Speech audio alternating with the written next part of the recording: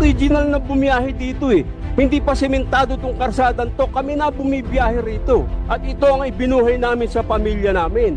Pero ngayon, ipasasakop nyo kami sa kooperatiba. Ipakoconsolidate nyo kami. Upang magkaroon ng isang efisyente na pagtakbo ng mga sasakyan, ay sila ay mag-consolidate. Bigyan natin ng choice yung mga driver kung ano yung gusto nila. Bakit hindi nyo inisip na yung operation ang kinonsolidate ninyo? Eh kasi, hook, line, and sinker, yung minana ninyo na programa, hindi nyo naman pinag-aralan nung kayo'y napapwesto.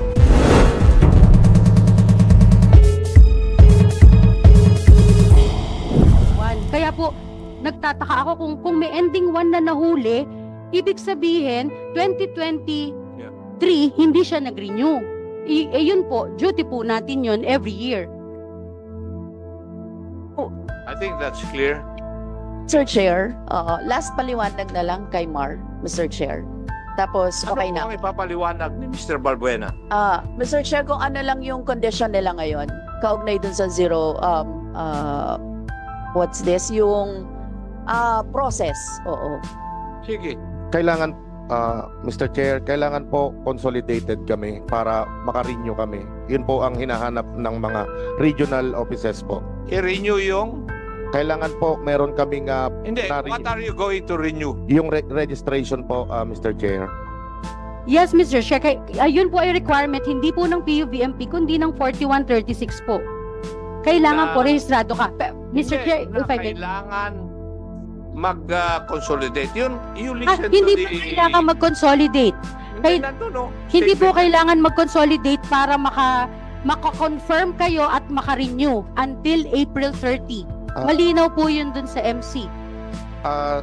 Noted po, Mr. Chair, try po namin today na makapagparehistro kung bibigyan po kami ng mare-register po kami ngayon. Kahit wala po kaming confirmation and unconsolidated kami, dapat po ma-renew kami today. Thank you, Mr. Chair. Yes.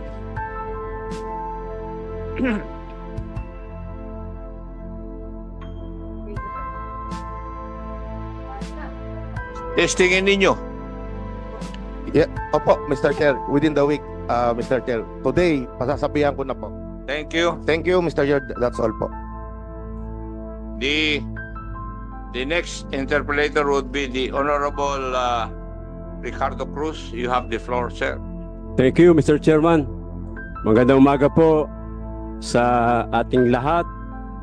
Tulad po ng nasabi ni Mr.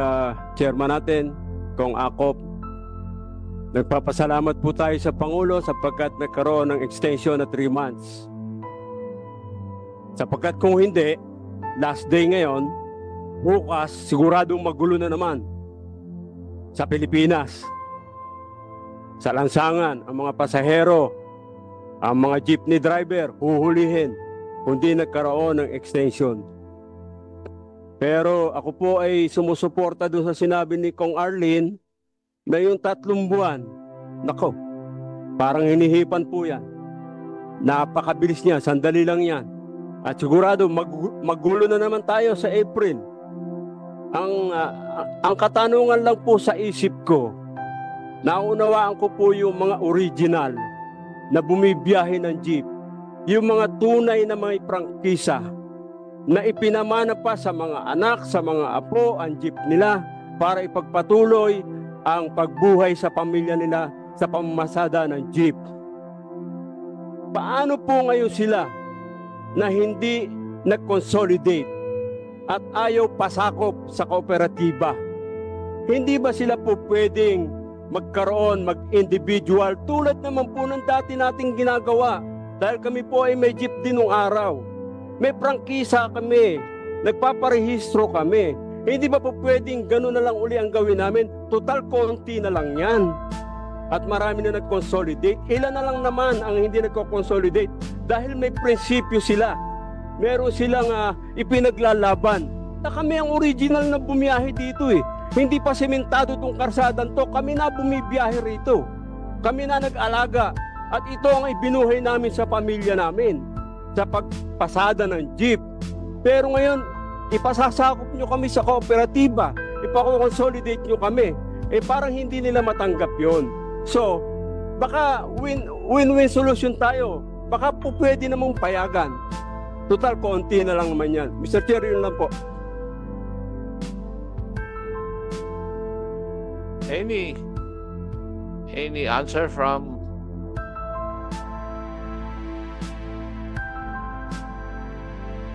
Mr. Chair, if I may, Mr. Chair, yun po, katulad po nung nabanggit kanina, yun pong industry consolidation ay nananatili po na requirement ng PUVMP, now PTMP po, nung modernization program. Meron po kaming mga ginagawang pag-aaral doon po sa mga ang authorized unit sa mga ilang ruta ay iisa lang po. Nakita po kasi namin nung iniisa-isa yung mga ruta, merong yung number of authorized units sa ruta na yan ay isa or dalawa lang. Ito po, pinag-aaralan po kung ano ang pwedeng maging special condition for them in relation doon sa industry consolidation. Pero yung para po sa pangkalahatan, hindi talaga pong ang industry consolidation ay requirement po natin para doon sa programa. Mr. Chair, sigit lang. is that in connection Yes. with the issue of the honorable? D. Cruz, Mr. Chair. May I? Yes, Okay, you're, thank you. Thank you. you're recognized. Yeah, good morning everyone. No? Sa DOTR lang, please, no, Representative. Kasi pinagtatalunan talaga yung consolidation na yan. No? What's the main purpose? Ano yung pinaka-basic, bakit natin naisip na kailangan consolidate yung mga prangkisa nila? DOTR. Kasi DOTR yan, hindi naman LTFRB. Sa DOTR galing. Yeah. Mr. Chair, Yes, you're recognized. Mr. Chair, base sa pag-aaral ng 2016, napag-alaman po doon na ang isang core, ibig sabihin parang primary na kailangan gawin upang magkaroon ng isang efisyente na pagtakbo ng mga sasakyan ay sila ay mag-consolidate. Ibig sabihin, pwede rin silang mag-cooperative o mag-corporation. Yes, okay. Dahil po, una, noon, gusto po nating i-resolve yung kanya-kanyang pagtakbo ng mga sasakyan. Na ito po ay nagkakaroon ng competition sa kalye na yung naghaharangan. Okay, ma'am, At please hindi lang, po siya episyente para po sa ating Okay. mga commuter. Hindi epesyente based sa study nyo. Opo. Di ba, based yan? Pero tandaan natin kasi, may kultura nga ang Pilipino. Ayan, sinabi nga ni Congressman Cruz. No? Kumbaga, yung jeep na yan, institution na yan eh. Si Boys, actually sa Pilipinas lang meron yan eh. Yung mga drivers natin, tama sila, from lolo, pinasa sa anak, pinasa sa apo. I think ang main purpose lang talaga ng consolidation dati, kasi nga nagkaroon tayo ng modernization, no? Which we're not all against. Safety ng passenger yan efficiency ng modernization. But the problem is, sobrang mahal nga nung pag-convert, we need to consolidate para sa loan. Diba? Yun ang purpose yan eh. Mas madami kayo sa loan, sa kooperatiba, mas madaling makapag-loan. Sa individual kasi, may hirapan dahil nga iisipin nyo, ordinary driver lang to, baka hindi maka-loan. Diba? But we need to remember yung kultura nga ng Pilipino na gusto niyan mana-mana. Kahit sino ako, no? Meron akong prangkisa, ba't ko bibigay sa kumpanya? Akin yan. Yan nasa isip lahat ng mga ordinary driver. No? So, that's why I was saying, dati pa yan, nung nasa executive din ako, ba't di natin sila bigyan ng choice? No? Let them realize na mahirap pala talaga mag-loan pag-individual. I need to join the cooperative. But, kung merong individual driver na capable naman na mag-loan, may sarili siyang choice, no? Kung ano gusto niyang gamitin na requirement ng DOTR para sa modernization, why don't we give them a chance? Kasi katulad nga sinabi ni ma'am, there's some routes, no? Talagang isa, dalawa lang yan, tatlo lang ang jeep dyan. Ba't natin sila bibigyan ng special consideration na sila pwedeng individual, ba't di na lang as a whole, no? bigyan natin ng chance yung mga driver natin na kung ayaw niya sumali sa consolidation, sa kooperatiba, apply siya individual. Wala namang maapektuhan siguro doon. Di ba, Mr. Chair? Mr. Chair, isa na lang. Kasi yung sinabing para wag magkanya-kanya, hindi po totoo yun eh. Kasi bawat may asosasyon po yan eh. O may mga opisyalis, may Pasang Mazda, mayroong sari-saring sa amin, may asosasyon. Hindi po nagkakanya-kanya. Meron ho silang presidente, may vice president, may opisyalis, na buo na ho yung samahan nila eh. Ngayon, sasapi pa uli sila sa ibang samahan, paano ho yung kanilang samahan dati? O, na hindi naman sila nagkakanya-kanya at sila ay merong mga asosasyon na sinusunod din. Kaya po, hinarang ko lang yung sinasabi niyong nagkakanya-kanya. Wala pong ganoon. Okay, Mr. Chair, in addition dun po sa aking sinasabi kanina, ito po ay para din pagbibigay ng mas malaking benepisyo para sa mga miyembro. Kapareho ng mga nakakausap namin na kooperatiba, hindi lang sila miyembro, kundi sila rin ay driver, operator.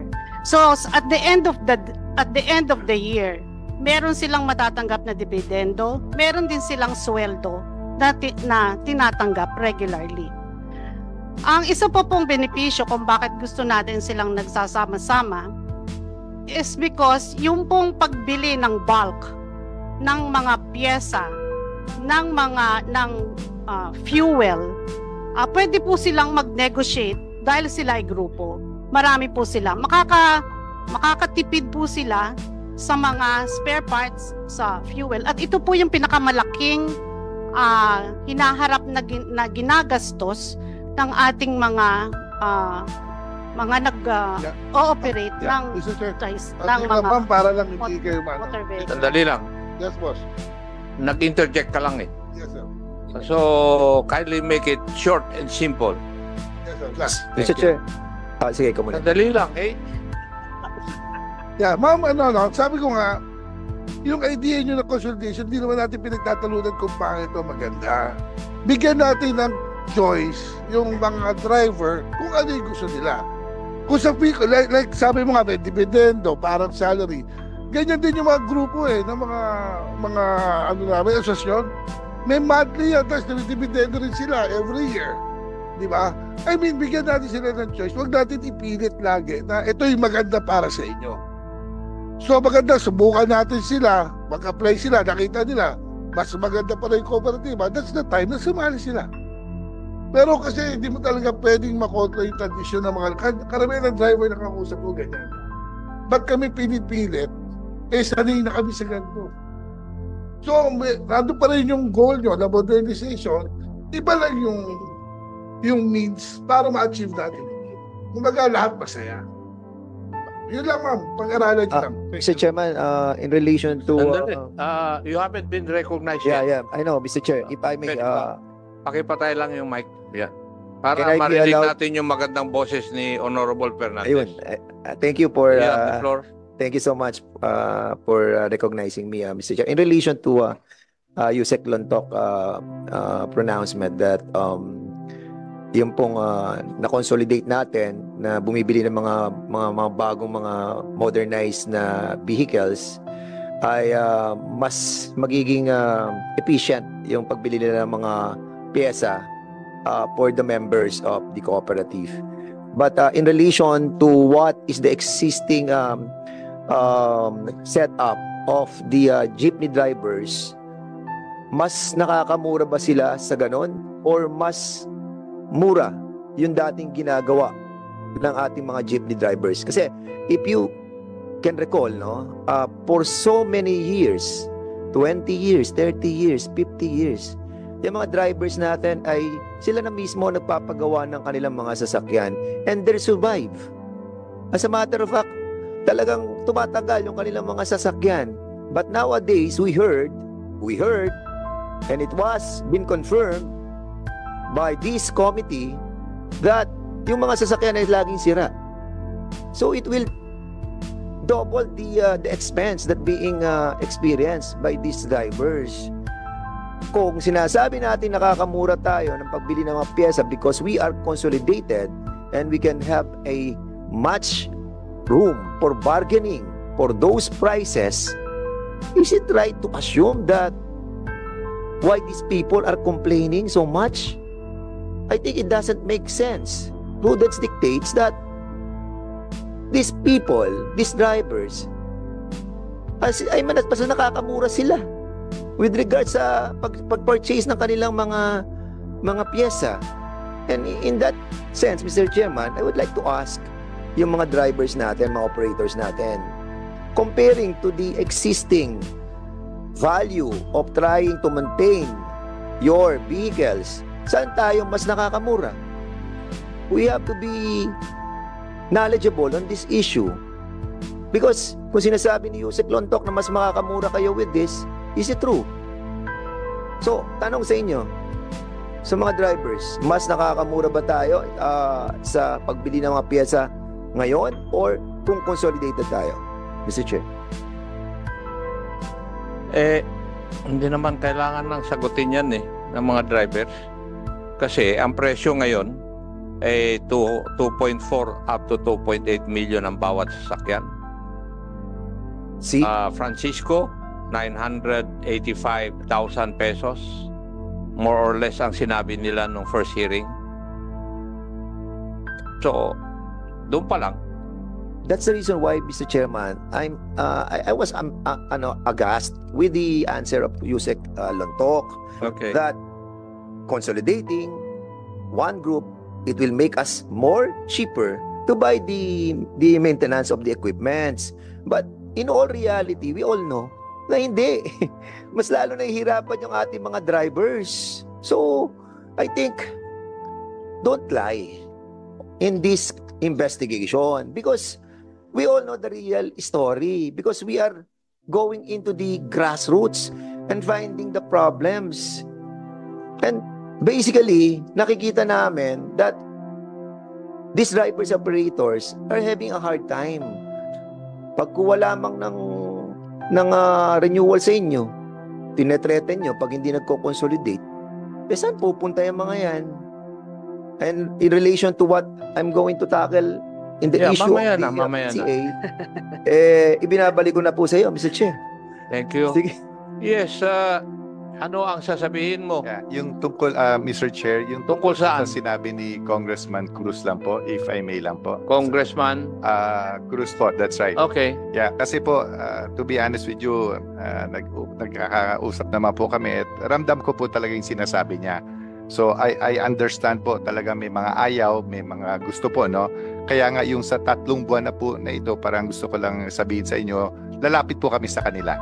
Parang lalapit po kami na hindi kami magko-convince, magsasabi po kami para kung meron po tayong mapaliwanagan at sumama, okay po, yung ayaw po talaga, wala na rin po tayong magagawa. But rest assured, Congressman Cruz, pupunta po kami sa mga sektor or ruta na medyo mabababa po at kakausapin po namin sila.